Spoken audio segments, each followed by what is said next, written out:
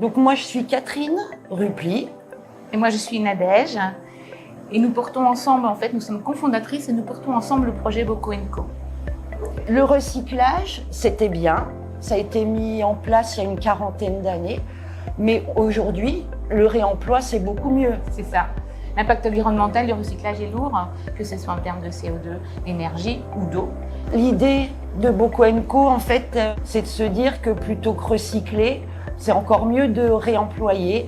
Et donc là, on se dit, allez, on se lance pour voir si on peut créer une économie locale et circulaire sur le réemploi des bocaux. Donc Bocaux & Co, c'est un projet qui a 3 activités.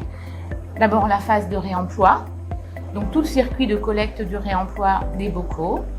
Ensuite, la deuxième activité, ce sera un laboratoire de transformation qui permettra de favoriser la conservation en bocal.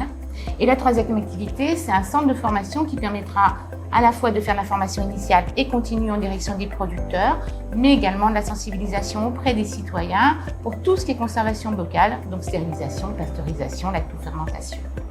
Le projet, il repose sur une idée toute simple, c'est que le bocal, c'est un outil d'autonomie alimentaire à l'échelle d'un territoire. Alors le principe, c'est que les citoyens donnent leurs bocaux usagés.